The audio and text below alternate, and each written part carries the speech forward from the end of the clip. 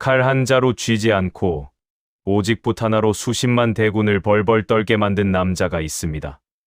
그가 쓴 글을 읽던 적장이 너무 놀라 침상에서 굴러 떨어졌다는 전설 같은 이야기 들어보셨나요? 바로 신라의 천재 최치원의 이야기입니다. 우리는 그를 붓 하나로 세상을 호령한 화려한 영웅으로 기억합니다. 하지만 이 통쾌한 전설의 이면에는 가슴 시린 반전이 숨어 있습니다. 화려한 문장 뒤에서 그는 낯선 타국 땅의 외로움과 싸우며 나는 붓으로 밭을 갈아 겨우 먹고 산다며 스스로를 달래야 했기 때문입니다. 천재라는 수식어 아래 가려져 있던 처절한 가난과 고독, 그리고 생존을 위한 몸부림. 한국 역사상 가장 위대한 문장가이자 동시에 가장 외로웠던 이방인 최치원. 그가 남긴 피땀 어린 기록, 개원필경. 개원필경의 내용을 한마디로 정의하자면 최치원의 치열했던 당나라 공무원 생활의 기록이자 그의 천재성을 증명하는 포트폴리오라고 할 수 있습니다. 이 방대한 기록은 크게 세 가지 이야기로 풀 수 있는데요. 첫 번째는 바로 업무일지입니다. 책의 90% 이상은 최치원이 모시던 당나라 장군, 고변을 대신해 황제에게 올린 보고서나 축하 인사, 혹은 부하들에게 내리는 명령서 같은 공적인 문서들로 채워져 있는데, 이는 외국인이었던 그가 당나라에서 얼마나 핵심적인 브레인으로 인정받으며 활약했는지를 여실히 보여줍니다. 두 번째는 이 책의 하이라이트인 토황소경문입니다. 당시 당나라를 위협하던 반란군 대장 황소를 향해 사람뿐만 아니라 땅속의 귀신들도 너를 죽이려 의논하고 있다라고 무섭게 호통을 치는 내용인데, 이 글을 읽던 황소가 너무 놀라 침상에서 굴러떨어졌다는 일화가 있을 정도로 엄청난 기세가 담겨 있습니다. 그리고 마지막 세 번째는 인간 최치원의 고독입니다. 냉철한 공문서 사이사이에는 타국 생활의 지독한 외로움과 신라에 있는 가족을 그리워하는 절절한 시들이 숨어 있어 천재 문장가의 이면에 있던 인간적인 고뇌까지 엿볼 수 있습니다. 이제부터는 개원필경의 진짜 이야기를 시작해 보겠습니다. 여러분, 혹시 필경이라는 단어를 아시나요? 부필자에 밭갈 경자를 씁니다. 직역하면 붓으로 밭을 간다는 뜻이죠. 오늘 우리가 함께 펼쳐볼 책, 바로 최치원의 개원필경에 들어있는 말입니다. 언뜻 들으면 참 낭만적이지 않나요? 묵향이 은은하게 퍼지는 서재에서 우아하게 글을 쓰는 선비의 모습이 떠오르기도 합니다. 하지만 이 단어의 진짜 속뜻은 그리 우아하지 않습니다. 농부가 뙤약볕 아래서 땀을 뻘뻘 흘리며 밭을 갈아야 쌀이 나오듯 최치원에게 글쓰기란 생존을 위한 노동이었습니다. 나는 글을 팔아 입에 풀칠을 한다라는 아주 현실적이고도 서글픈 가장의 고백이 담겨 있는 것이죠. 이 책은 통일신라 말기의 사람이었던 최치원이 쓴 글입니다. 하지만 무대는 신라가 아닌 당나라, 지금의 중국이었습니다. 그것도 평화로운 시절이 아닌 아주 치열한 전쟁터와 살벌한 관료 사회의 한복판에서 쓰였습니다. 현존하는 대한민국 최고의 개인 문집이라는 화려한 타이틀 뒤에는 12살 어린 나이에 홀로 유학길에 올라야 했던 소년의 두려움, 그리고 천재라는 수식어에 가려진 이방인의 서름과 무너져가는 조국을 바라보는 지식인의 절망이 고스란히 녹아 있습니다. 우리는 보통 최치원을 타고난 천재라고만 기억합니다. 하지만 개원필경을 펼쳐보면 그곳엔 천재가 아니라 살아남기 위해 매일 밤 쌍코피를 쏟아가며 글을 써야 했던 지독한 노력파가 앉아 있습니다. 오늘 우리는 1100년 전 낯선 땅, 당나라에서 오직 실력 하나로 제국을 뒤흔들었던 최치원의 삶을 따라가 보려 합니다. 20권, 479개의 작품 속에 숨겨진 그의 뜨거운 숨결을 지금부터 느껴보시죠. 오늘 이야기가 기대되신다면 구독과 좋아요를 눌러주세요. 여러분의 클릭 한 번이 제가 역사라는 밭을 가는데 큰 힘이 됩니다. 그럼 최치원의 치열했던 삶 속으로 함께 들어가 보시죠. 이야기의 시계바늘을 868년으로 돌려보겠습니다.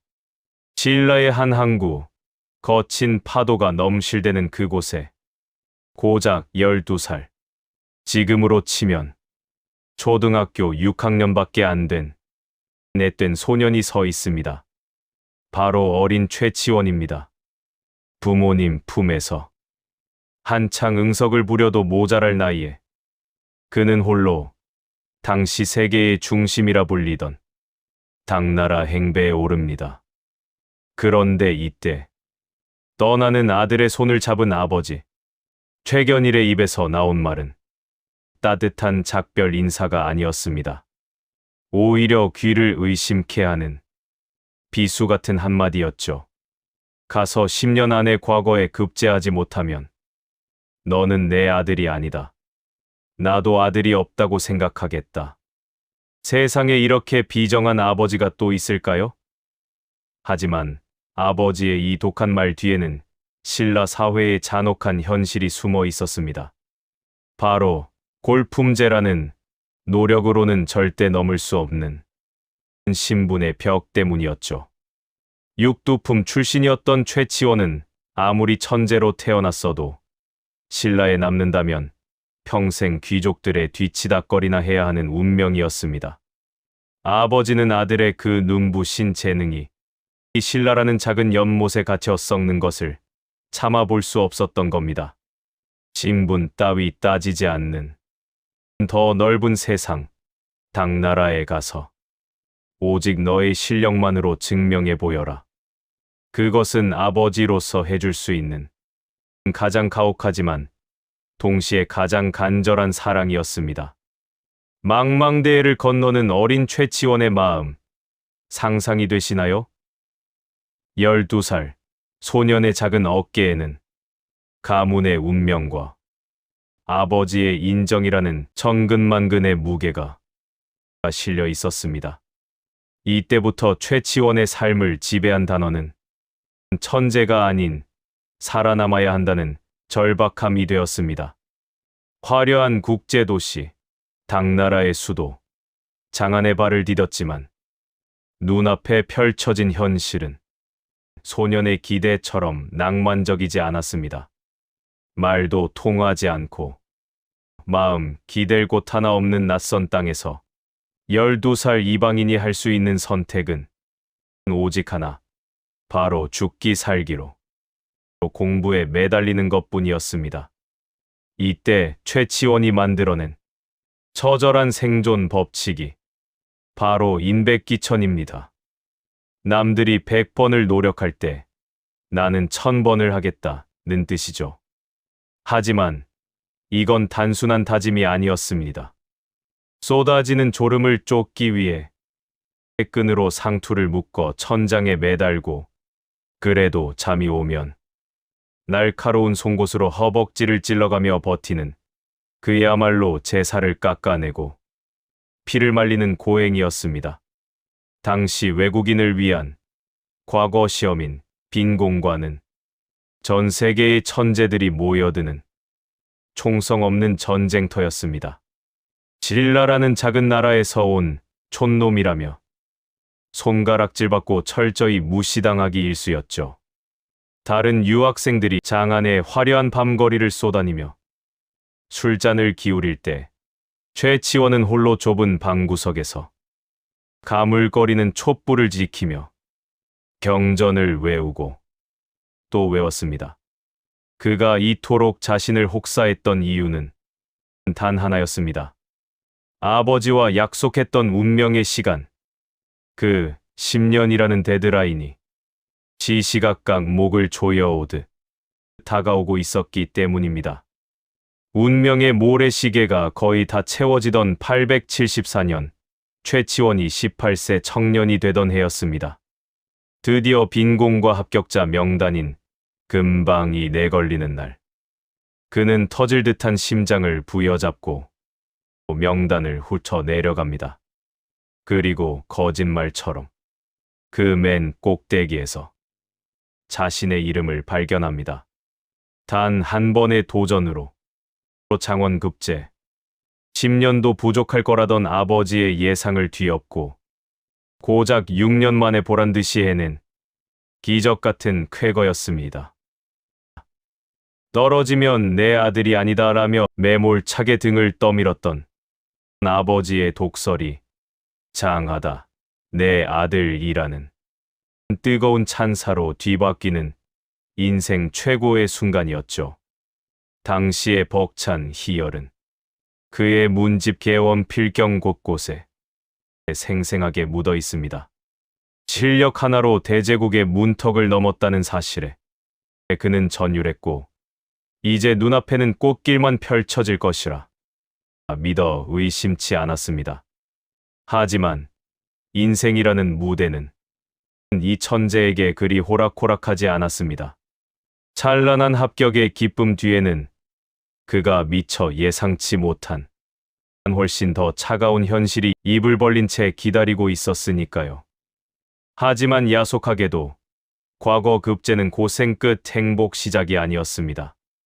오히려 더 지독한 현실이라는 가시밭길의 입구였죠. 당시 당나라는 이미 전성기를 지나 서서히 무너져가고 있었고 부정부패가 만연한 관료 사회에서 힘없는 외국인에게 좋은 자리를 내어줄 리 만무했습니다. 그가 처음 발령받은 자리는 율수현이 거창해 보이지만 지금으로 치면 시골 파출소장이나 동사무소 말단 공무원 정도의 한직이었습니다. 월급은 쥐꼬리만 한데 업무는 산더미였다고 합니다.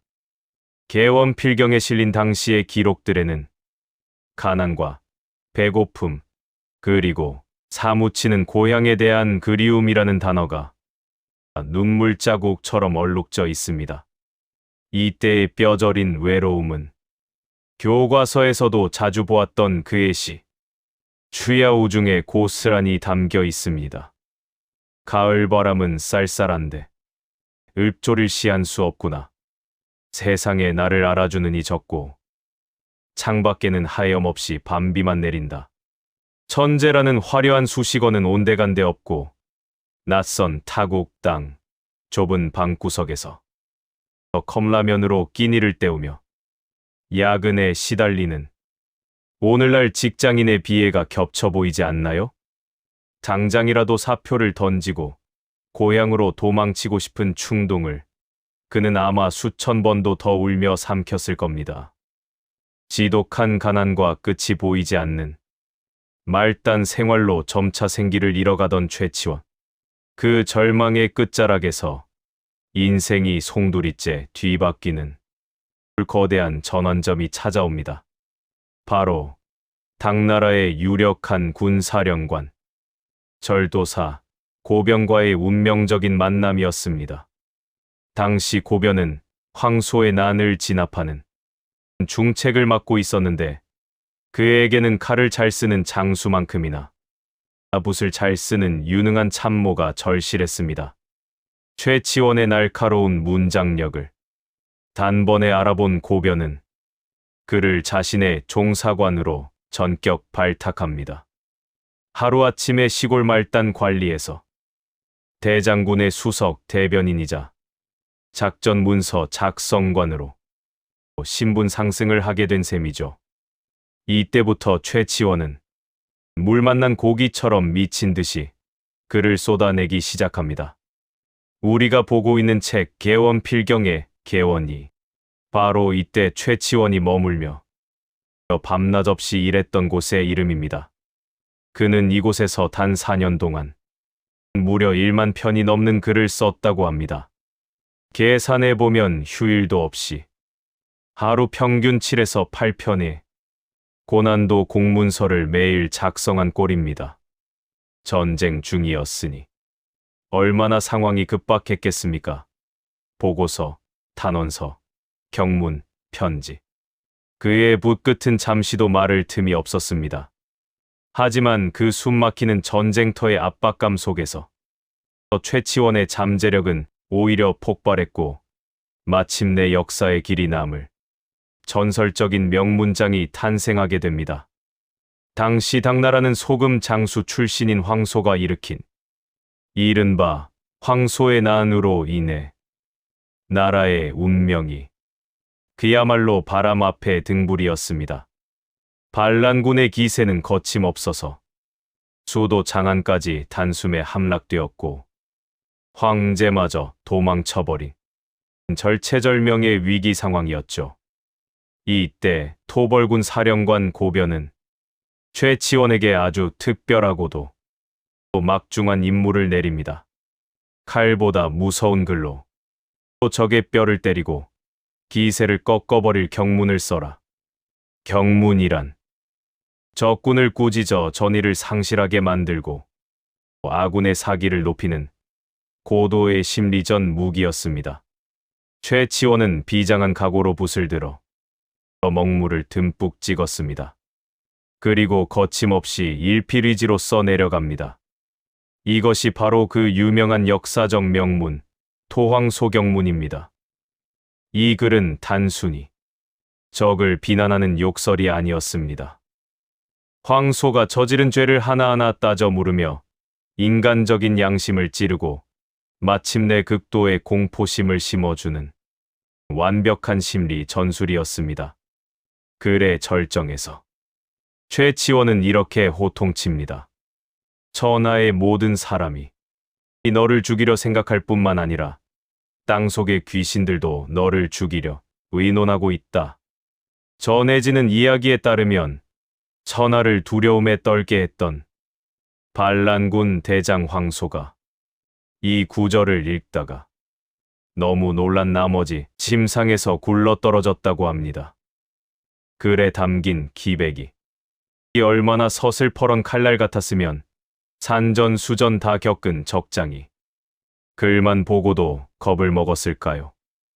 이 경문 한 장으로 최치원의 이름은 당나라 전역에 전설처럼 퍼지게 됩니다. 진라에서 온 젊은 문장가 최치원이 칼 하나 안 쓰고 붓으로 황소를 잡았다 라고 말이죠. 전쟁의 포연이 거치고 평화가 찾아오자 최치원은 차분히 앉아 지난 4년 동안 전장에서 썼던 글들을 정리하기 시작합니다. 그 양이 실로 어마어마했습니다. 무려 1만여 편.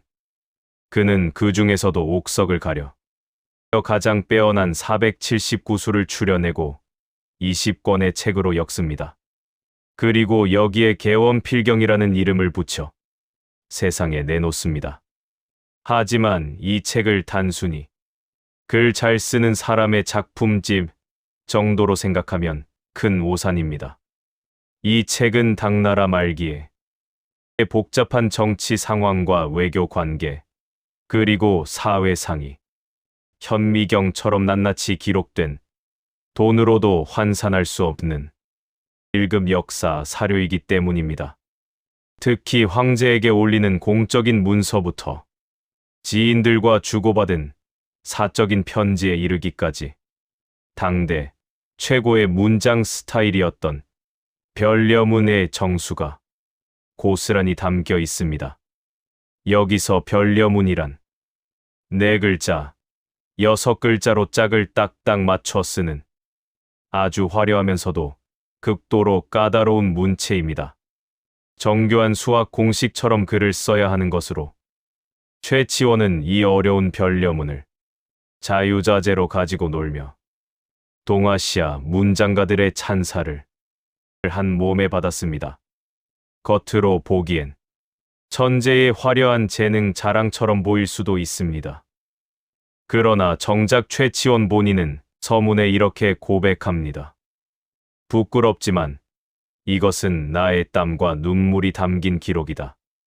남들은 천재의 명문장이라 칭송하며 우러러보았지만 사실 그에게 이 화려한 글들은 타국에서 살아남기 위해 밤을 새워 깎아낸 고뇌의 산물이자 치열했던 생존의 증명서였던 것입니다.